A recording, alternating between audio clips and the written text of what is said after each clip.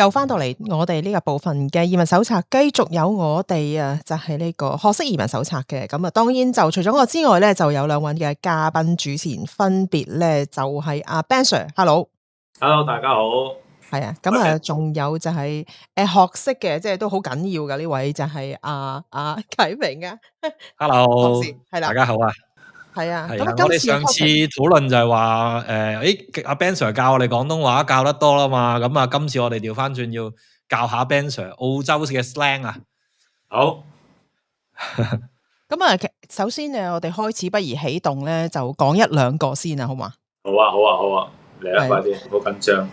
睇下阿 Ben Sir 攞幾多分先。冇出聲。嗱，揾個容易少少啦，就呢個咧就係有假設性嘅容易。嗱，我哋有時咧就話 kiwi 其實係咩嚟嘅咧？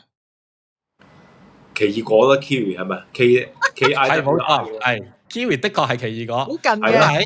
喺澳洲人嘅語境裏邊 kiwi 係咩咧？嗰啲動物係咪嗰隻？近咗，即係識喐嘅動物，啱咗係咪？近咗喐得嘅，未係我哋嘅嗰個想講嘅嗰樣嘢。係啊，咁係咪動物嚟㗎？識喐係動物，係一樣識喐有生命嘅嘢嚟嘅。識喐嘅有生命嘅動物。呢個動物愛嚟形容人嘅一個比喻嚟嘅，係形容人嘅。俾個天你啦，就係人嚟嘅，根本上就係根本就係人嚟嘅一種人。咩人咧？唔知啊。澳洲人會叫佢哋做 kiwi 嘅。澳洲人唔會叫佢做 kiwi。唔係，澳洲人會叫佢哋做 kiwi 嘅人係咩人？做 kiwi。呢個應該係啲好嘢嚟嘅，唔係衰嘢嚟嘅。咪衰嘢，你話好唔好嘅嚇？因為有衰嘢就會污名化噶嘛，好大鑊啊！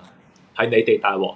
頭先你提過咧，佢係一隻動物嚟噶嘛？咁即係阿 Ben Sir 都好博學啦。咁但係你知唔知道呢隻動物喺邊個地方出產嘅 ？Kiwi 呢隻動物唔知啊，紐西蘭啊嘛，紐西蘭啊，係啊，紐西蘭。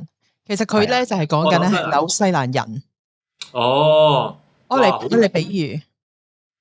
哇，好遠嘅喎，有冇得解啊？有冇啲少少歷史啊，或者淵源咁噶 ？Kiwi 冇啊，因為即係紐西蘭人就係有呢種動物係比較象徵，即係有象徵意義啫嘛。咁我哋咪叫佢 Kiwi 咯。哦，咁犯唔犯到歧視啊？即係攞隻動物去形容個人嘅咁樣，呢個有冇呢啲色彩啊？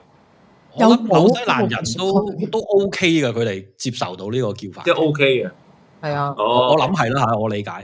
係。佢哋會唔會 get offended 啦？阿 Terry 你覺得？我又冇覺得，同埋咧 kiwi 有啲人咧 kiwi food 啊嘛，係咪？係啊。kiwi food 就奇異果嗰個又冇乜嘢嘅喎，其實總體上嚟講。哦，唔係即係近奇異果多啲定近隻動物多啲啊？我覺得兩樣咧 both 都有嘅，其實。係咪特色？所以就我佢係 kiwi 咁咯，係啦。係啦，我覺得佢係因為咧嗰度亦都盛產呢啲嘢咁樣，所以就不如叫 kiwi 啦咁樣。咁幾浪漫嘅喎，即係好。同埋因為我覺得佢唔係好 offend，係因為澳洲人都叫自己做 Aussie 噶嘛，咁一邊就 Aussie，嗰邊就 kiwi，咁其實嗰個都有啲押韻咁樣感覺咯，係啦。哦，係喎 ，Aussie and kiwi 咁樣。咁紐西蘭人會唔會講自己紐西蘭人係 kiwi 咁樣啊？係啦，我就諗起其實可能我唔知有冇記錯，但係有啲紐西人好似都叫自己係 kiwi 嘅，即係我唔知會唔會有少少自嘲嘅意味都未定。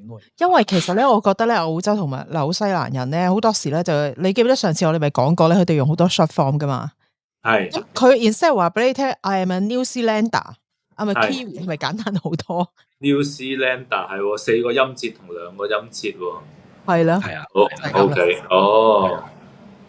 就試下另外一個啊！好啊！呢個咧就我先開個講一講先嚇。即係chuck a sticky 咩啊 ？chuck a sticky，chuck TRUCK CHUCK 掟嘢嗰個 chuck。哦，CHUCK，OK 係啦 ，chuck a sticky，sticky 或者 chuck a sticky，sticky sticky， SICKY 個 sticky。SICKIE 通常咁切穿啦但係其實因為都好少可以寫出嚟嘅，係啲俚語嚟噶嘛，你知，咁都係通常讀出嚟就係 Chuck 都係同病有關，病菌啱喎，勁啊，係啊，冇錯，勁啊，病啊 Chuck 嘅，哇掟個病啊 ，Chuck 去激勵下佢，刺激下佢，鼓勵下佢。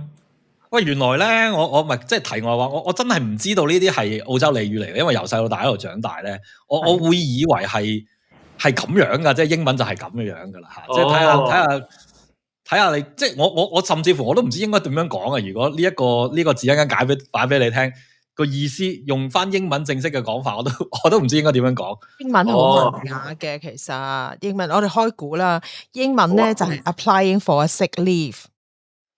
嗱，但係我覺得咧，但又唔係咁 exactly 嘅意思㗎，即係如果用翻廣東話咧，阿 Ben Sir 教翻我哋就差唔多啦。其實射波咁解，射波啊，係啊，即係吞泡偷懶係咪？即係你今朝又好攰啊，唔想翻工啊，chuck 個 sicky 啦，咁樣就係射波啦，咁嘅意思即係。都係少少因為病而即係詐病咁嘅款。詐病其實係即係所謂 chuck 個 sicky，即係你掉張病假紙嘅意思啊，即係嗰種形象化咗。掟張病假紙俾你。掟張病假紙。所以頭先阿 Tury 就話佢 apply for sick leave 咁解係咪？係啦，但係呢個太啲咁講，即係亦都反映唔到嗰種即係其實係詐病嘅嗰個係詐帝嘅啫。係啊， OK。喂，其實 Ben Sir，我想調翻轉問咧，我就理所當然覺得出個 Sicky，因為呢邊長大，但係我就唔係好明射波嘅，其實點解香港人會叫射波嘅？你知唔知？我都唔知喎呢個射，我唔知係咪真係射龍門個射，定係話係射啲嘢落嚟咁樣？應該係射龍門嘅意思嘅，我估佢係意思即係話好似即係等出手啦咁樣，咁就係時候啦，咁就射波咁樣咯，可能。話呢個就咁喺廣東話都好難明。即係好難諗到嗰個緣由係點樣？而家即係總言之，射波呢個咁嘅音拼埋呢個咁嘅意思，搏埋就咁樣啦。同埋我懷疑都係近年香港先至興係咁嘅，即係可能近10年咁樣啦。即係以前細個。係啊，我哋近時唔會話係講就講吞泡嘅嘛，係咪？係咯，吞泡咁樣嚇。係啊，但吞泡又冇咗嗰種即係詐病嗰種意思咯。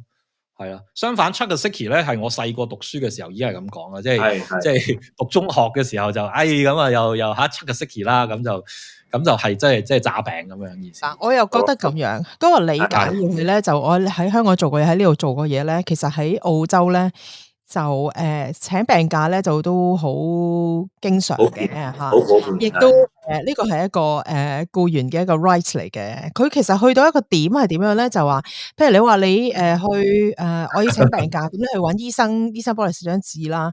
咁但係咧嗰個僱主咧，其實你係冇權去問你個僱員你有咩病㗎。OK。係啊，呢個係好唔同嘅，同香港你咩病啊？你老闆可能關心下你噶嘛，問下你你咩病翻唔到嚟？冇噶。咁呢度咧就話，只要我醫生寫 unfit for work 嘅話咧，你其實係冇，除非你話好長時間你直頭 away 嘅話咧，咁嗰啲狀況就可能就 deal with。但係你話你1-2日咧，就其實咧就都嗰個僱主冇權去問你點解唔舒服。咁個醫生紙唔會寫到明係咩原因嘅咩？唔會嘅，會嘅。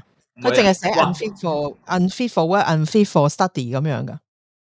哇！咁你可以咁要求個醫生寫咯，即係當然個醫生都可以寫正常嘅一啲病因嘅。醫生可以寫嘅，唔係話必然，即係唔係話你如果但係醫生唔會咁做噶，因為醫生會 breach 個私隱，佢唔會咁寫噶。話個醫生咁個權力咪仲大啫，唔使寫就 unfit for 乜。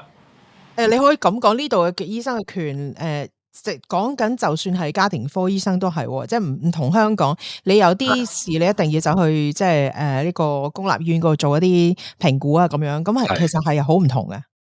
係香港個家庭醫生嗰啲醫生紙都要寫埋個 reason 㗎嘛，即使所以呢個就唔同咯，係啊。呢個有趣喎。係啊，因為我記得我嗰陣時做 manager 嘅時候，我最頂頭同我講，佢話你千祈唔好問你個 staff 咧係咩事。一間佢話哇，佢因為咁樣有壓力嘅話咧，佢話你當年你好大鑊㗎。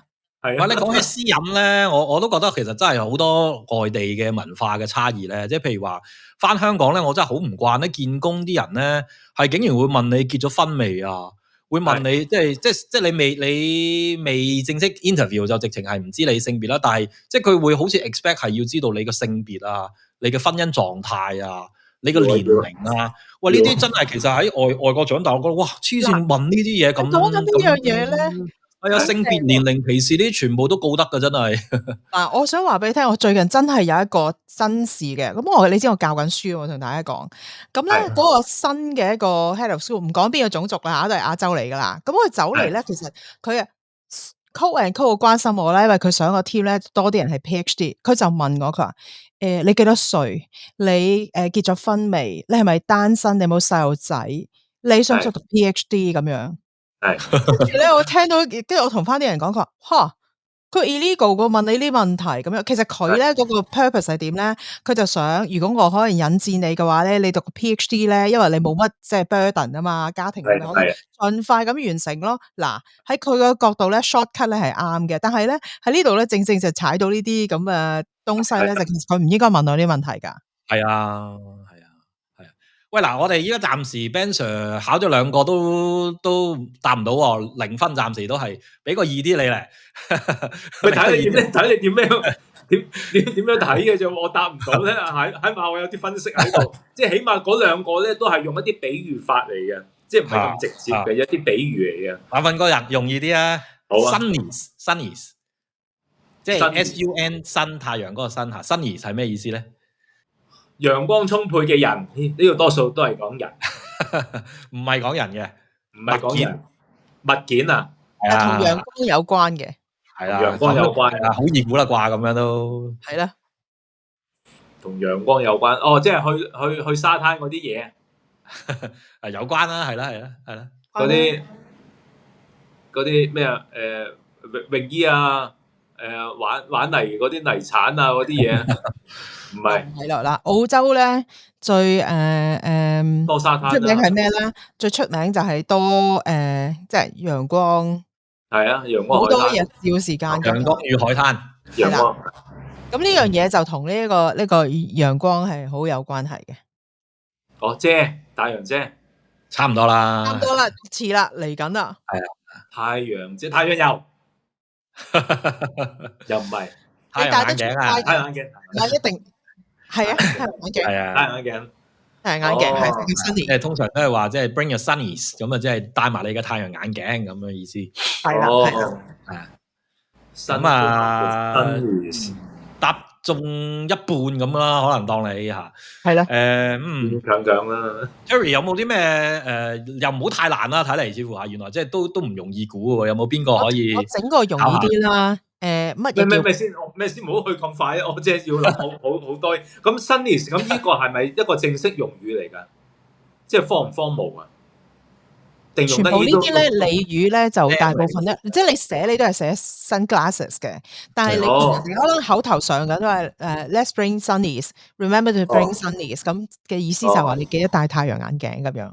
但又咁講喎，Terry，我又覺得其實喺澳洲嗰個，甚至乎可能喺報紙咧都可能會見到呢啲 terms 喎，即係有啲呢啲 terms 係會見到，因為譬如話啲時事評論咁就唔使係要寫啲好鬼 formal 嘅嗰啲嘅文字咧，咁你都會見到呢啲用語，譬如話新聞報導佢都可能會講天氣咧，都可能會話 bring your sunnies 咁啊，即係 remember to bring your sunnies，因為即係呢個 UV 啦又好高啦咁，即係可能都會咁講嘅喎。係。可能新聞報導未去到社論嗰啲咁荒謬啦。係啊，即係未去到一啲好荒謬嘅場景啦，除非可能即係法律用語你就唔可以寫呢啲字眼咯。所以頭先咪睇點嗰幾個啦，雖然我唔識啊，但係你會睇到個 structure，Sunnies 都係嗰啲 E 嗰啲尾嘅 Kiwi E 啊 係啊，冇錯。同埋 Truck 對 Stickies 都係啲 E 咁嗰啲尾，咁即係反映到嗰個俚語個本身咧都係一啲E 咁嘅尾，意思即係話都係一啲叫做 diminutive 一啲小稱啊，或者即係好似英文嘅 birdie 啊、kitty 啊咁啊、puppy 啊咁嗰個 E 嗰個尾都係有啲道理喺後邊嘅，同埋好多好多比喻啊，即係 slang 其中一個特點就係好多比喻。頭先用 kiwi 啊啲動物啊，或者係咪生果啊 ，sicky 啊，佢病啊呢一樣嘢，都係啦，都係呢啲咁嘅比喻，比喻加個醫美咁樣咯。係啊，雖然我唔識嗰個 slang 嗰個解法，但我識得分析，都有翻2分。啱嘅，啱嘅，攞翻啲分，係都有翻2分，攞翻啲過程分，好似計數啊咁樣。Terry 問一個啦，咁樣問多個先啦。嗱，我問個簡單啲啊，可能呢個有機會識嘅 Berkey BIRD 啊 BREKKIE 咪應該讀 breaky 係嘛 Berkey 或 Berkey ？breaky 啦，通常係 breaky。 breaky 話呢個字好深，我未睇過。昆蟲係咪啊？唔係，我諗係 beetle 嗰啲嘢，唔係啤酒，唔係 B 食得嘅，的確係食得嘅，食得嘅。哦 biscuits 餅乾，唔係唔係薯片脆嘅，唔係一個牌子嚟嘅，係全世界啲，只不過你食嘅嘢係唔同嘅啫。咁佢係 collective 嘅一個總稱。collective term 係 breaky 係咪即係餅乾啊、麥嗰啲啊？唔係，其實係早餐嘅意思啊。breaky 即係 breakfast 嘅意思。breakfast breaky 哦。喂 breakfast 都係2個音節。係啊，呢個就唔知點解係要又係要咁轉一轉嘅。係啊，即係澳洲人係中意轉咗做啲係咯，好似頭先阿 Ben Sir 分析嗰種發音係容易咗咯。breakfast 係比較難發音啊，雖然嗰度2個音節咁樣。係啊，好多嗰啲 consonant 喺度，咁 breaky 咁 OK。係啊，咁反映到嗰個當地人生活嗰個節奏快慢咧，係咪嗱？有嘅，澳洲人個生活節奏應該都唔係好快嘅啫。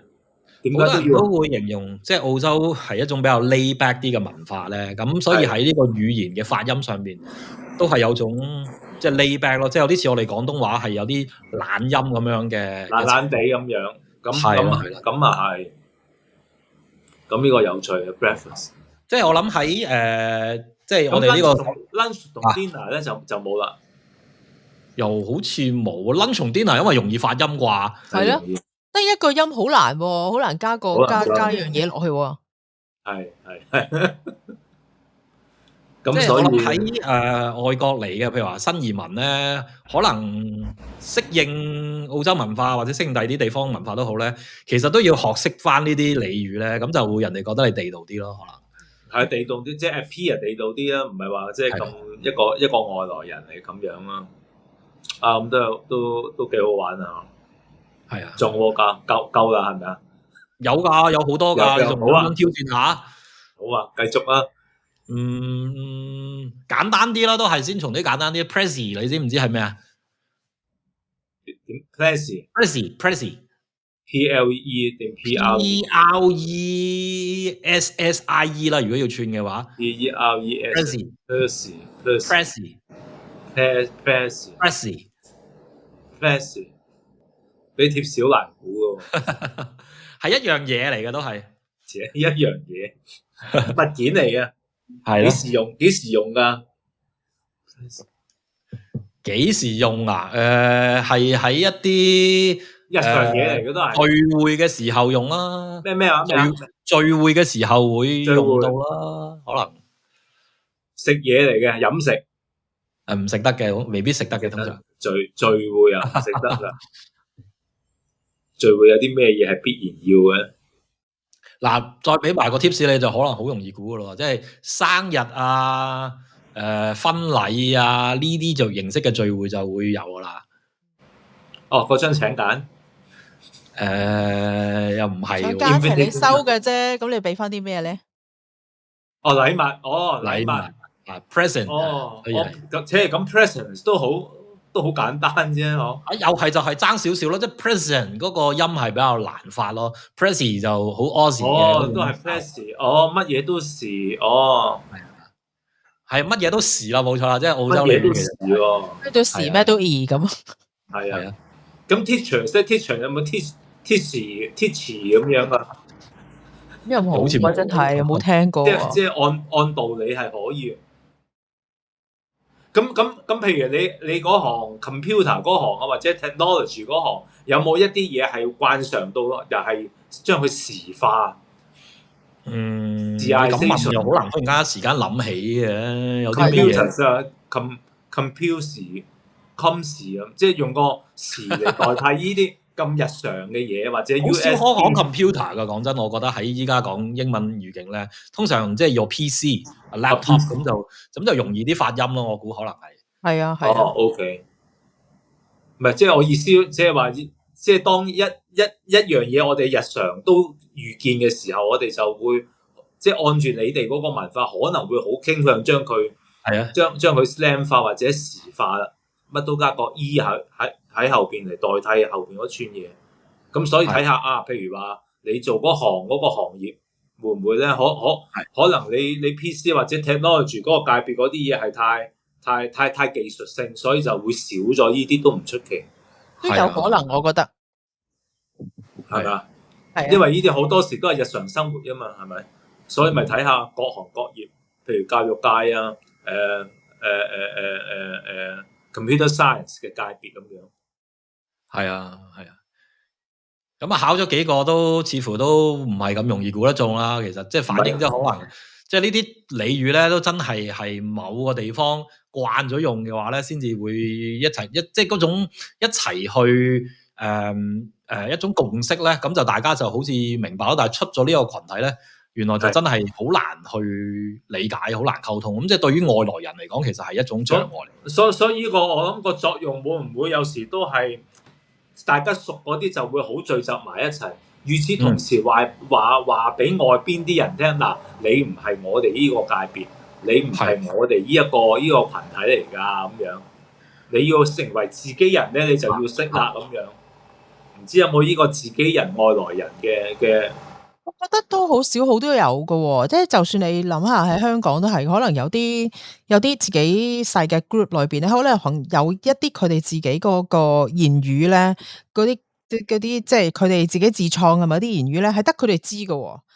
係啊，其他啲人就未必係知道佢講緊啲乜嘢嘅。所以我激烈啲諗就係想同人哋分開咯。但係又想人哋知道，咦，我哋呢一堆人嘅存在啦，咁樣。我估嗱，佢哋可能做呢啲嘢嘅時候咧，未必第一樣嘢就想 exclude 其他人，但係咧內聚肯定有噶啦，圍爐內聚肯定有噶啦，呢個 element。係啊。所以咁樣係咪同翻我哋之前所講嗰啲潮語有時somehow都差唔多？係。當我識得我哋係 besties 嘅時候咧，而家最新咧就整個老 best 出嚟啦。老 best。係啊，即係真係唔係香港人可能都唔知噏乜咁樣老 best。香港人都唔知啊。係啊，好多香港人都唔知啊。係啊。我考翻你啦。好啊。好啊，好 firm 個 firm 字點解？好 firm 個 firm 字。以為就係搭飛機機票 confirm 個 firm 啦，係咪？咁係啱嘅，但係唔夠潮。第二做完 facial 啊，啲皮膚好 firm 啊，係咪？係可以咁解，但係唔係咁解。啲僆仔唔會同你咁解。我俾個預警你，有次去完講拖咁，有個僆仔又係啲青少年，即係大學生咁樣啊。喂 Ben Sir 影張相啊，咁樣咁一齊影張相啊。跟住條僆仔對住佢部手機自言自語跳咗一下，哇 firm 啊！呢個 firm 係點解咧？會唔會好勁嘅意思？咩話？係咪好勁嘅意思啊？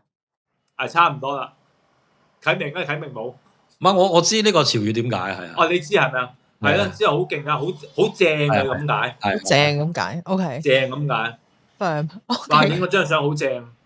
你諗下，嗰條僆仔冇理由好正，佢唔知㗎係咪？佢就要講過另外一樣嘢，就係 firm。呢個 firm 亦都唔係新作嘅，只不過嗰個新嘅意思加咗入去咁解，即係一個 new combination of form and meaning 嘅咁解。即係其實我就比較想即係大概呢一集我哋即係分享咗一啲澳洲嘅俚語啊，咁亦都啱啱講啲香港嘅俚語咧。其實我想問或者討論嘅地方就係，我哋應唔應該去盡量講，定係其實盡量避免講呢啲俚語咧？我自己有陣時會覺得即係好多時咧，為咗融入即係啲後生仔咧，尤其是啲文化，我哋就會好似想去學佢哋啲潮語啊咁樣。但係我自己就唔係好特登去講咯。如果我唔明嗰個字嗰個來源咧，我就避免去講嘅。咁就除非我明咗嗰個字嗰個來源咧，我先至會講咯。我唔知大家點睇啊？哇！咁好辛苦啊，要明埋嗰個字嘅來源係咪？係㗎，係啊，係啊，係啊。你意思係明嗰個字嘅意思係咪啊？嗰個來源，喂，頭先你話 Chuck the Sicky，你都唔知個來源係點㗎啦，係咪啊？唔係，但係我好形象化㗎嘛嗰件事，我咪就係掉嗰張嘅 Sicky，咪就係掉嗰張嘅病假紙啫嘛。係。咁所以好容易明啊。所以呢一個就係你有冇信心去用佢，關乎你對語言嗰個執着咯。即係如果樣樣你都要追求問底咧，咁就唔係純粹日常用咁簡單嘅，你係有一個研究嘅態度啦。呢個講緊我都係一個學者啦。你可能係學者，因為我哋有時可能咧由細到大，你有啲咧嗰啲即係用語咧都係你未必會知道佢嗰個來源或者點，但係總之嗰一個 context 裏邊，你知道佢個點嘅意思，同埋同人溝通到，我覺得更加緊要係你同人哋溝通到。溝通到，同埋你唔會俾人排擠，同埋你知道佢噏乜咁樣咧，你就焗住你都要知道，或者 accept firm 原來解正嘅咁樣。即使你唔同意，你都要知道嗰個群體，除非你就唔想同嗰個群體溝通，或者嗰個群體對你嚟講係 irrelevant 嘅，咁我就唔需要係嘛？譬如監獄裏邊嗰啲，梗有啲俚語嘅係咪？梗有啲 secret language 㗎，就係咁我同監獄都冇乜關係嘅，我咪直情唔理你都得㗎啫嘛，係咪？即係再極端啲，我哋近時中大嗰個學系咁樣，有啲內地嚟嘅 PhD 學生，佢係都唔講廣東話。佢根本唔聽唔講唔抽唔問都得嘅，因為佢個生活就喺嗰個大學嗰個圈子裏邊。佢落到嚟嘅目的咧，唔想話同我哋溝通，淨係想做個 PhD 咁窄嘅一個 specific 嘅一個 purpose 咧，佢真係唔同你學當地嘅説話，更加遑論係啲 slang 啊，或者啲大學啲潮語啦，就咁樣咯。咁所以即係我諗呢集我哋探討咗呢啲潮語啦，咁我哋咧再有機會咧，我哋就會再探討下呢啲類似嘅話題。今日就講到呢度，拜拜，拜拜。